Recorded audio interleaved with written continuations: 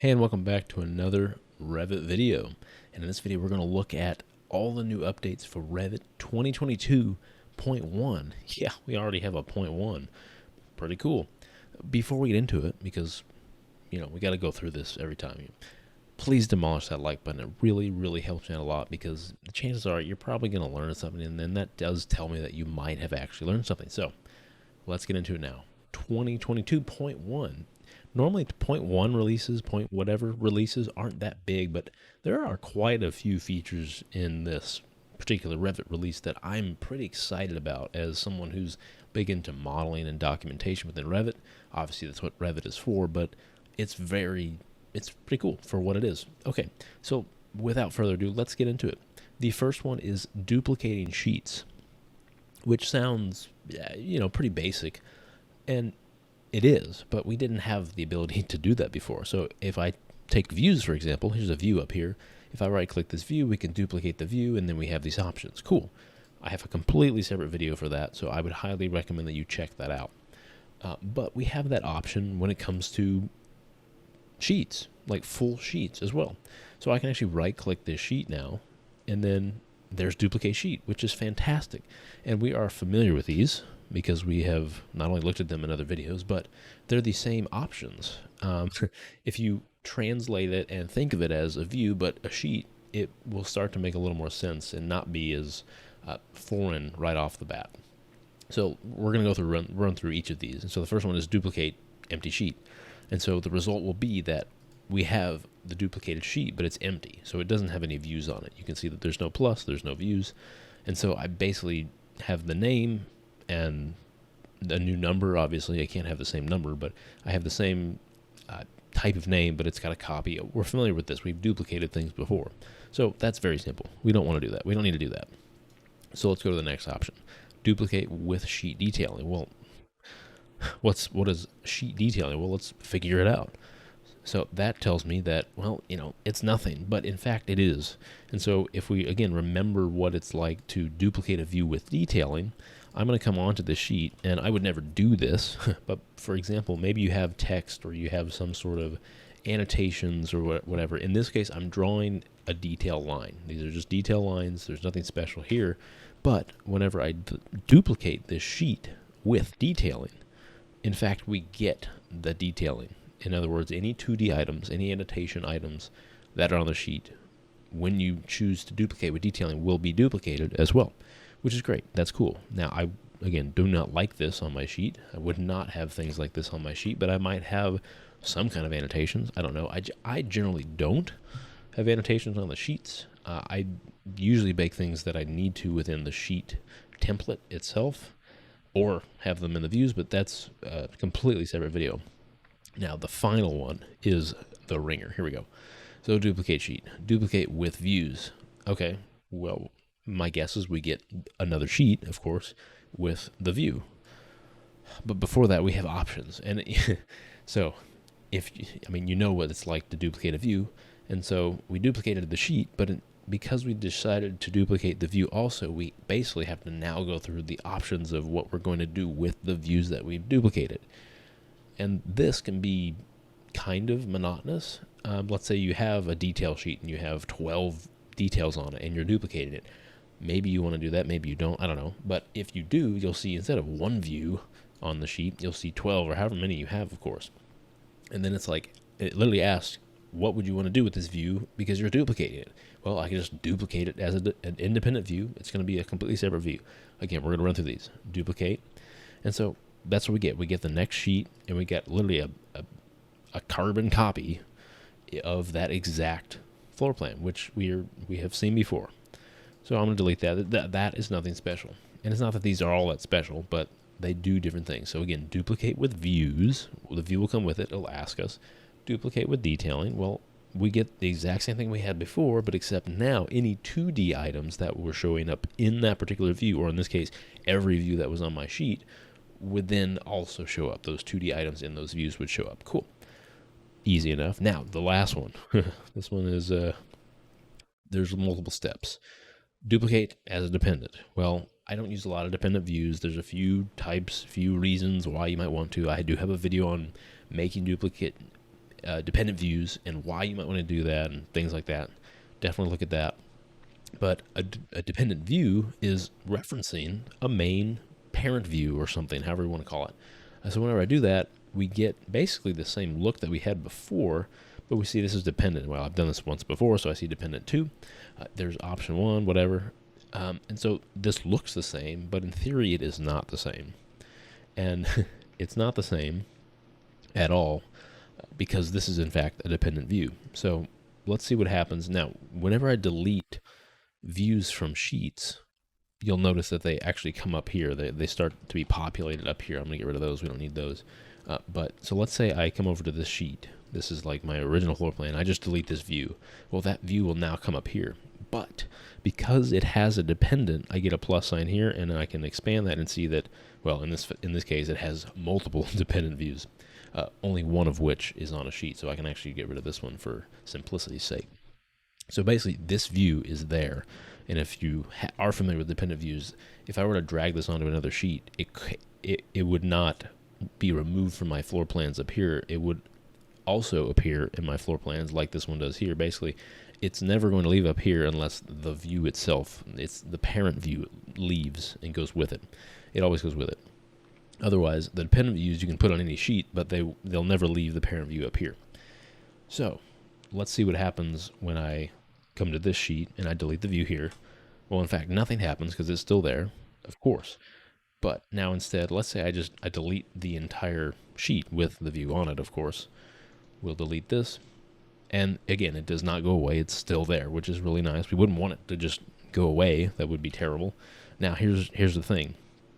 So I have this sheet, and we duplicated it as a dependent. And now, let's say we come up, and of course, we need to make sure that this view is on the sheet, the parent view. If this parent view is on A101, and I decide, well, I don't really need A101 anymore. I don't need that floor plan anymore. Well, I want to delete this. So I delete that. The nice thing about that is, of course, it drags the view back up, but I still have my view here, my dependent view, and it's still referenced up there. So I don't really lose anything. The only way I would lose something on this sheet that I duplicated as a dependent is if I decided to not only remove this view from the sheet to where it's now up here, but if I truly deleted that view. And so you'll see here it says, dependent 2 will be deleted. And if I click OK, obviously the view down here, literally on this sheet that we duplicated as dependent, will be gone as well. So a lot to it. Not all that complicated if you understand how dependents work. It works all the same, but there's another layer to it now that we have to deal with sheets. So that is duplicating sheets. Really fun. This one I really, really happen to love, and this is one of the things that it's so small, but it really matters a lot, and that is snapping between 2 points and like starting drawing something or adding something between 2 points. So what is that? Well, let's go ahead and start with a wall. So I can click on any wall, and maybe what we want to do is, we don't really care about the table here, but maybe we want to draw a little pony wall coming out between the edge of this wall and the edge of that wall. It's basically in the middle of the wall. And so what we're going to do is, maybe I want to use this wall type, so I can select it, click CS, or I can also choose to create similar, whichever. I use the shortcut. But now you can see I'm starting to draw a wall. And because I want this centered, I want to make sure I'm drawing the wall from like the actual center line of the wall. You can see my location line is the finished face exterior. I want to make that the wall center line first. And so before of course, if I start drawing it now, nothing's going to happen. I'm not going to be where I want to, which is kind of somewhere in the middle of the wall. In that case, what I want to do is right click, and you can see snap overrides. And now we have a snap mid between 2 points, which is great. And so again, nothing happens, but if I stop moving, you can see it says first point of mid. And you can also see that at the very bottom as well. First point of mid. It's basically telling you what to do. So again, maybe I want between this point and then all the way at the bottom. And you can see as I start to drag this out, that midpoint triangle indicator it's always showing up, basically telling me where that midpoint is and where what I'm trying to draw or place is going to start or be placed. And so what I can do is come down here at the bottom, and of course I want it to be centered in this wall, but not the actual full wall, but in between this opening and this opening. click that endpoint there, and you can see that I've literally started from that midpoint, which is fantastic. That's awesome. So maybe I want to come 3 feet out, and great. I want to make it a little shorter. Cool. But that's awesome. I love that. If we want to do the same thing between these two columns, I can create similar, right click, snap between 2 points. I can choose the center or the edge of this column and then the edge of that column, and then I'll be drawing right there in the center. I love this. This is awesome. Really easy stuff, really simple, but honestly saves you a lot of time, because I don't know about you, I don't necessarily recommend this, but this is what I do a lot of times. I'll take a detail line, I'll literally draw this there, and then I'll come over, pick the wall I want, create similar, and then just draw from there. So maybe that took about the same amount of time, but there's more steps to that, and I have to go through making a detail line and deleting it, which is kind of silly to do. I would never recommend that, and it's also not worth making a reference line, a reference plane to do that. So I enjoy this. Really great, really easy too. So this is another one that's very simple, and honestly, the best ones are simple, and this is the fact that we can select all instances of multiple categories and have them show up. So what does that actually mean? Well, if I were to select this window and I right click and I select all instances in view or in the project, in this case is because I'm in the full 3D view, it's going to be everything. So visible in view, I can see I get all the types of all the windows basically of that particular type. It's just this instance fixed. Okay, and you can see my level and my sizes all vary. Okay, not a big deal. Well, that's great. Now, maybe I do the same thing, and this is something I've tried to do before, but knew that it didn't work. So maybe what I do is I for some reason, I need to select all these windows and like all the roofs in the project. I don't know. I can select both of these items. They're both in different categories. We see, common is selected. If I come up here to filter, I can see I have 2 categories, one of the roof and one of windows. I can then still right click, select all instances of visible in view, which is the exact same we've done before. But now not only do I get all the windows, but I get all the roofs as well. And this would work with anything. I can do this, to any type of object, which is great. I can select all these different things. If I have different light fixtures, fan, all instances of all of these. So I get all the curtain walls, I get all of these deck boards, I get all of these ceiling fans, like really great. This is, again, so simple, but allows you to really easily select objects that you should be able to select really easily. But now you don't have to do it one at a time. You can select multiple categories. Really great stuff. Again, this is another very simple one. Honestly, most of these are, but this is something, as someone who makes families and edits families a lot, I might need to know where certain elements are. And so what I'm going to do is actually find this object within the project browser. So let's say I want to find this light. Like, where the heck would this light be? Well, obviously, if we come down to families, I can see that it's probably within lighting and all this. But, if someone else made it, maybe they didn't place it in the lighting category. Maybe it's a generic model. Maybe they duplicated a different family and started making this one, and it happens to fall within planting. Like, I don't know. But we don't need to know that anymore. We don't need to care. We don't care about the families and where this is located, because I can take this light fixture or whatever it is, I can right click it and then choose Find in Project Browser. And whenever I do that, I am taken directly to that specific object in the family browser, which is great. And so, if I want to edit the type here, I can do that just like I could if I wanted to edit the type up here. But I can directly go right here, edit the fam. I can go immediately into it. It's so easy. I love that. And I can do that with any object. Try this light source. Oh, what is this one? Well, find this one in Project Browser. Boom, there it is. This is so easy, so quick, and again, the most simple thing ever. And all these things make me happy. I'm sure they make you happy. Very simple stuff, and I'm really glad to see these types of things. This one's a little more simple. Not a whole lot to it. But if I come to the Manage tab and I go to project parameters. Now I don't have any, but you'll see there's a parameter name search, which is nice. But also whenever I go ahead and make another parameter, I have this category search, and maybe we want to make walls. Well, I can search walls, and here everything shows up with walls, which is nice. This is not like a major game-changing update, but you can see there's a lot of categories in Revit, and then makes sense that you might want to be able to search through that or filter through that in some way. Obviously, we have the filter list here based on the disciplines. But the name search is nice, very simple, even more simple than what we've gone through, but nonetheless, really nice. Cool. Good to see this. This one's really cool too. So if I come up to insert and maybe I want to link a CAD or import a CAD, I would hesitate to import, but link it more if you can. The main thing here is that I can place at level. I can literally choose all these levels that I have. So maybe I have a CAD and I know this is the CAD plan for the, the lighting on level 2. Like I can literally put it on level 2 versus level 1, or floating in space, which is really nice. Simple again, but good to see. I can place any CAD, or really any imported object, whether it's a basic CAD file or not. You can see we can import all these different types of CAD files. All of those can show up, which is fantastic.